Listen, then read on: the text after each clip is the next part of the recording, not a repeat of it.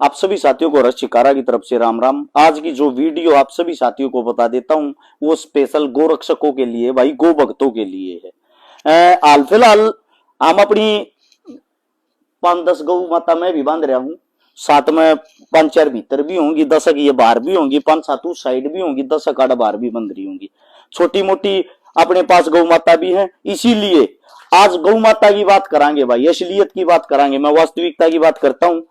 जो गौशाला है मेरे हिसाब से 90% गौशाला नहीं है, वो जेल है गौ माता के लिए। जेल कैसे हैं आप सभी साथियों को मैं एक बात बता देता हूं। उनके अंदर अगर आप जाओगे लगभग आप मान के चलो, जिस गौशाला में 2000 गाय की कैपेसिटी होगी उनमें 5-5 हजार गाय भरी पाऊंगी।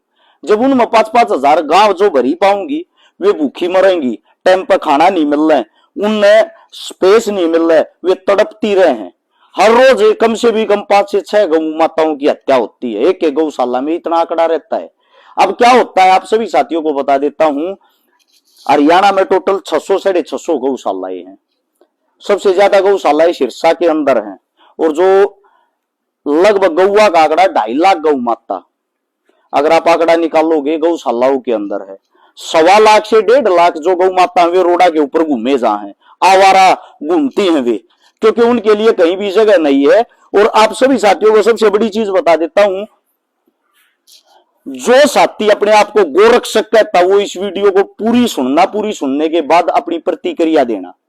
सबसे पहली बात, हरियाणा के अंदर जो देसी गौ माता है, ये सारी देसी हैं जो अपने पास हैं, आप देख रहे हो ये प्योर करीमो है, 30 से 40 हजार हैं सिर्फ।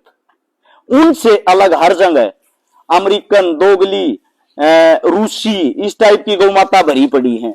उनको आप गौ माता मानते हो या नहीं मानते हो उस चीजों का मुझे नहीं पता, लेकिन वे अपनी नस्ल बिगाड़ने लग रही, अपनी असली नस्ल ये है। अब बात आती है दूध की। हिंदुस्तान के अंदर लगभग आप मान के चलोगे तो आप सभी साथियों को बता देता हूं 14 करोड़ लीटर दूध पैदा होता है, उत्पाद होता है, और जो खपत है वो 64 लीटर दूध की है, 64 करोड़ लीटर दूध की। अब 64 करोड़ लीटर दूध होता नहीं, दूध होता है टोटल 14 करोड़ लीटर, यानी कि 50 करोड़ लीटर हम गंद पी रहे हैं। वो गंद जो थैलियों का होता है, डब्बों का होता है, जिनसे आप लोगों को कैंसर जैसी भयानक बीमारी होती है, ये मैं नहीं कह रहा, ये आपके हिंदुस्तान के वैज्ञानिक कह रहे हैं। अब बात आती भाई गौ माताओं की, गौ माता को बचाया कैसे जा, गौ माता की देखभाल कैसे करी जा, वापिस से गौ माता का दौर कैसा हुआ। जिस टाइम पे श्री कृष्ण जमीन के ऊपर था उस वक्त हमारी जो जनसंख्या थी पृथ्वी के ऊपर वो आप मान कर चलो 9 करोड़ थी, और जो गौ माता थी, गौ माता की संख्या थी 125 करोड़। कितनी? 125 करोड़। आज जो हमारी जनसंख्या है वो लगभग 125 करोड़ भी नहीं, 140 करोड़ हो रही, और जो गौ माता वो 9 करोड़ भी नहीं रह रही। देसी गौओं की बात है, देसी गऊ की जितनी भी नस्ल है।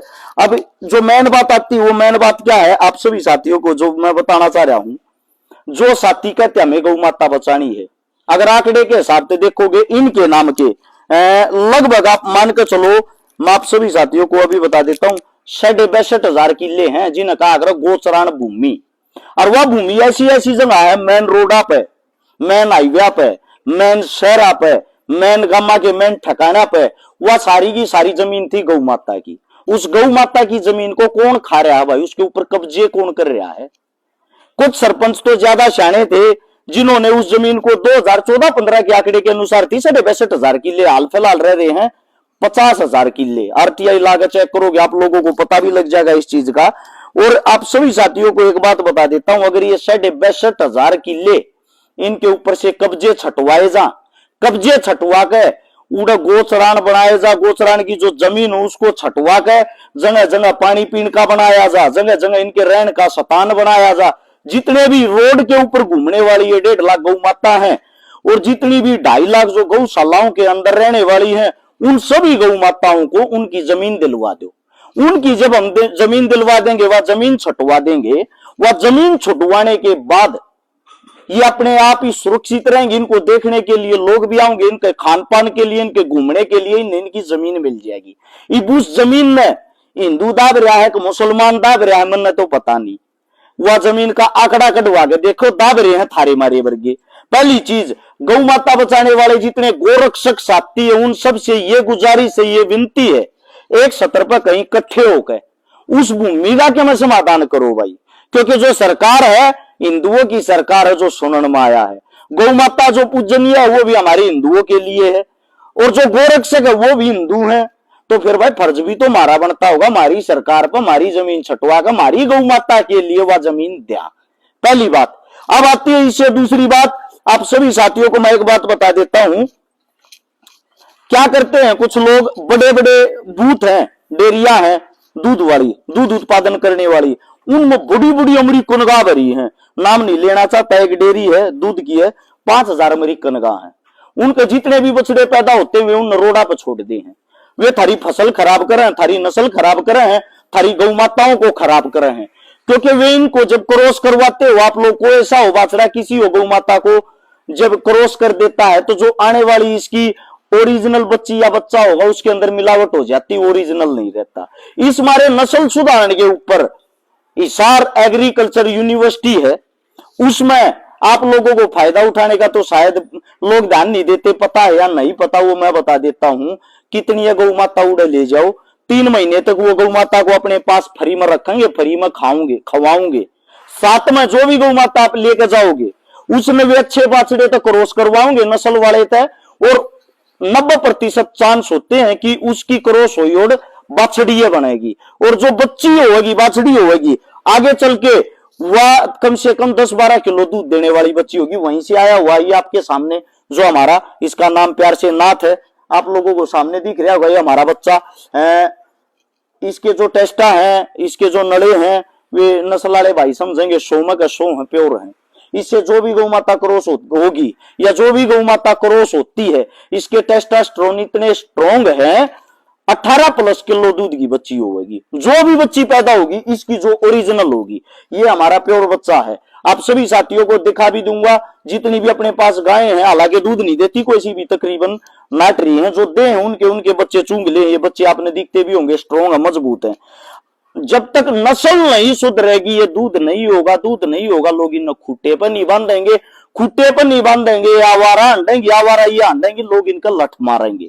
किसी के खेत में बढ़ेंगी, वे जो आदमी है इनका लठ मारा है, और वे आदमी घर आगे न्योके हैं, अगर आया था गऊ है, गऊ का जाया है। इस गऊ के जाये ने जिन कदे अच्छा मान्या करते, हमारा कई बच्चे हैं बाछड़े, यो रहा यो आड़े बैठा है एक छोटा बच्चा, यो भी बाछड़ा ये है, ये देख लो किसे हो रहे हैं।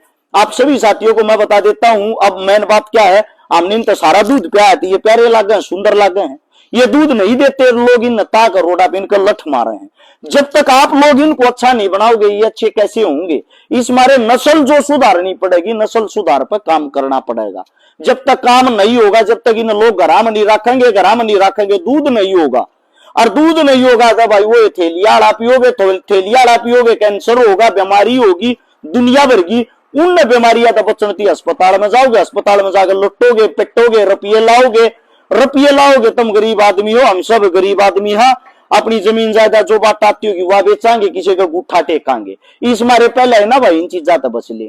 सबके जा खूटे पे एक गौ माता हो, एक गां बंध रही हो, उनके घर में दूध भी होगा, वे गौ न पाले भी गे, गौ की विशेषताओं का भी बेरा पटेगा। इस हमारे धर्म की भी रक्षा होगी, सारी चीजा की रक्षा होगी। अब बात आती है भाई इनसे अलग, आप सभी साथियों को बता देता हूं बुचड़ खाने की।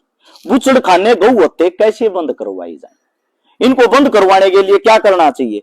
मैं थोड़ा बहुत पढ़ रहा था तो पढ़ने में पता लग गया सबसे बड़ा जो बुचड़ खाना है हिंदुस्तान का वो तेलंगाना में है। और जो तेलंगाना में है उसका मैं आपको बता भी देता हूं, तेलंगाना के मेडक जिले में है, रुद्रम गांव के अंदर। ये 400 किला में फैल रहा है, 400 एकड़ जमीन में, इतना बड़ा गौ हत्या है यो। अब इसकी जो पिछले साल की कमाई थी वो 650 करोड़ रुपए थी, और 650 करोड़ रुपए जो कमाई थी, इसका नाम है अल कबीर एक्सपोर्ट प्राइवेट लिमिटेड।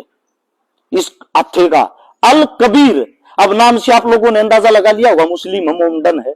अगली बात भी सुनो, इसका जो मालिक है, मालिक का नाम है सतीश सबरवाल, हिंदू। इस गोहत्थे को चलाता है सतीश सबरवाल, हिंदू।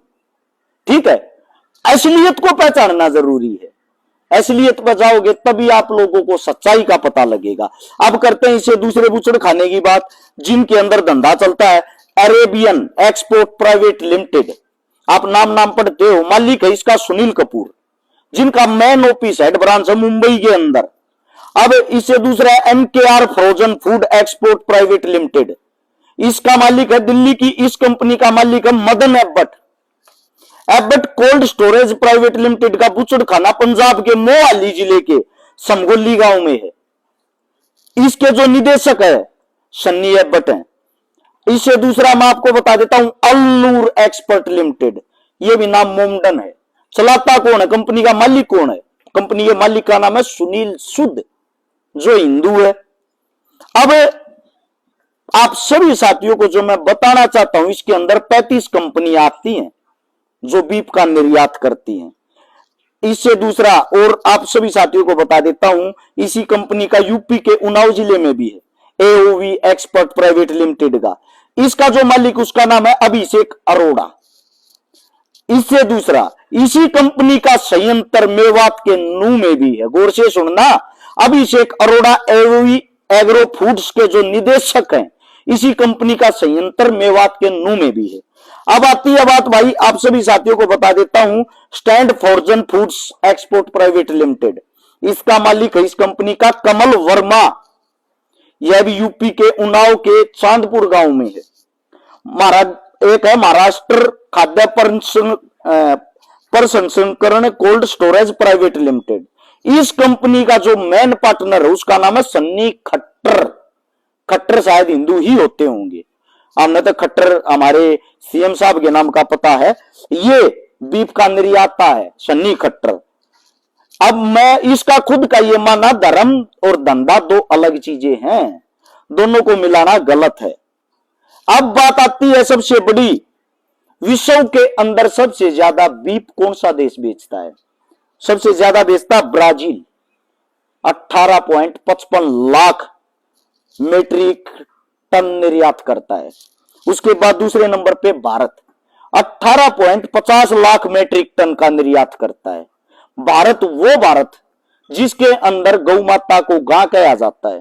भारत जिसके अंदर हिंदू धर्म में गौ माता पूजनीय होती है। भारत जिसमें गौ माता के नाम पर हजारों लाखों दुकानें चलती हैं। अब बात आती है, गौ माता को हिंदू कटवा रहा है, मुसलमान कटवा रहा है। गौ माता को जो कटवाने वाले हैं, जो मालिक हैं, वे बड़े बड़े मालिक हैं, उनके नाम मैंने आप लोगों को बताए हैं। उनके अंदर जो काम करते हैं, उन काम करने वालों में मोमडन भी हैं, हिंदू भी हैं। ठीक है। अब बात आती है उससे दूसरी, जो हमारी जो भी सरकार होती है सेंटर के अंदर, सारे गो हत्ते उनके अंदर उनके दिशा निर्देश से चलते हैं। 80% जो इनका लाइसेंस है, 80% जो इनका लाइसेंस है, वो लाइसेंस सरकार के अधीन, सरकार के अंडर, सरकार के MP MLA और मिनिस्टरों के नाम छुड़वाया जाता है और उन्हीं के सगे रिश्तेदार इन कामों को करते हैं। यानी कि गाय को कौन कटवा रहा है, गाय को वहां तक भेजता कौन है, लेके कौन जाता है? मैं गारंटी देता हूं, मेरा जो गांव है, मेरा जो शहर है, मेरा जो जिला जहां मैं रहता हूं, वहां ओपरा पराया आदमी आकर अपनी गाड़ी में गाय डालकर वहां तक कैसे ले जाएगा? जब तक शिनाख्त नहीं होगी, मुखबरी नहीं होगी, कोई किसी गाड़ में नहीं बढ़ सकता। लेकर जाने की बात दूर हूं, नबेरा के ऊपर पाटी जगाड़ा गांव है। शिनाख्त और मुखबरी के बगैर कोई काम पूरा नहीं होता। मुखबरी का काम कौन पूरा करता है? कहीं ना कहीं हमारे अपने आदमी लोभ लालच में आकर अपनी ही गौ माता को किसी न किसी बहाने से उठवाकर उन हथों तक पहुंचवाते हैं। फिर उन हथों में इनको जो काटने का काम करता है वो होता है कसाई। वो हिंदू भी हो सकता है, मुसलमान भी हो सकता है, अन्य जाति का भी हो सकता है। नू मेवात की मैंने आंकड़ा और डिटेल निकाल ली। उसके अंदर जो ये आप गौ हत्था बना सबसे बड़ा, जो एक ही है हत्था, तो आप सभी साथियों को बता भी देता हूं, वो हमारी चौटाला सरकार ने खुलवाया था 2001 में। उससे दूसरा, वहां जगह जगह पे दुकानें हैं, इनको काटने की, गौ माता को काटने की। वे जो दुकानें अलग अलग, कहीं पहाड़ी में कोई काट रहा है, कहीं खेता में काट रहा है, कहीं कोई लोग छुप कर काट रहा है। वे ज्यादातर आदमी 90% मिस्र से आए हुए हैं। मिस्र के